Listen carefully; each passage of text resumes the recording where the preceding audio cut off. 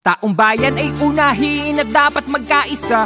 Ayusin ang mga problema ng ating bansa. Ang galit ay alisin at dapat magkasundo. Kung payapa ang ating bansa, aasenso nga tayo. Taong bayan ay unahin at dapat magkaisa. Itigil ang pag-aaway at ang pagkakagulo. Ang galit ay alisin at dapat magkasundo. Kung payapa ang ating bansa, aasenso nga tayo.